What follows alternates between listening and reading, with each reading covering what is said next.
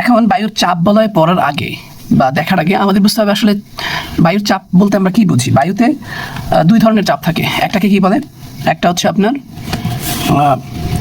একটা হচ্ছে নিম্নচাপ, একটা কি চাপ, নিম্নচাপ, আর একটা হচ্ছে উচ্চচাপ। একটা নিম্নচাপ আর একটা উচ্চচাপ, অর্থাৎ হাই প্রেশার আর একটা কি লো প্রেশার।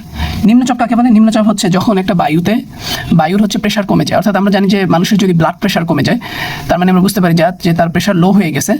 সো ঠিক একইভাবে বায়ুর চাপটা কমে যায় তাহলে সেখানে নিম্নচাপ দেখা যায়, আর বায়ুর যদি বেশি চাপ দেখা যায় সেইখানে হচ্ছে উচ্চচাপ দেখা যায়। এই হচ্ছে সংক্ষেপে সহজে বলতে গেলে। এখন কেন বায়ুর নিম্নচাপ হয়? প্রথমত হচ্ছে বায়ুর নিম্নচাপ হওয়ার প্রথম যেই কারণ সেটা হচ্ছে যে বায়ু যখন আমরা যদি ফর এক্সাম্পল বলতে চাই যে এখানে বায়ু থাকে এবং সেটা যদি সূর্যের তাপের কারণে গরম হওয়ার কারণে এইখানের যে বায়ু আছে সেটা যদি উপরের দিকে উঠে যায়, যদি হালকা হয় বায়ুর একটা ধর্ম আছে কয়েকটা, বায়ুর যদি মানে প্রসারিত হয় উত্তাপের ফলে তাইলে, এবং যদি বায়ুতে জলীয় বাষ্পের উপস্থিতি থাকে সেক্ষেত্রে বায়ুটা হালকা হয়ে উপরের দিকে উঠে যায়। উপরের দিকে উঠে গেলে এইখানে বায়ুর চাপটা কমে যায়, অর্থাৎ বায়ুতে ভ্যাকিউম তৈরি হয়। তখন দেখা যায় যে এলাকার বায়ুটা অনেক বেশি ঠান্ডা এবং ভারী সেই এলাকার বায়ু এই এলাকার দিকে প্রবাহিত হয়। ওকে, আর এই এলাকার বায়ুটা উপরের দিকে চলে যায়, এখানে নিম্নচাপ তৈরি হয়, বায়ু প্রেশার কমে যায়।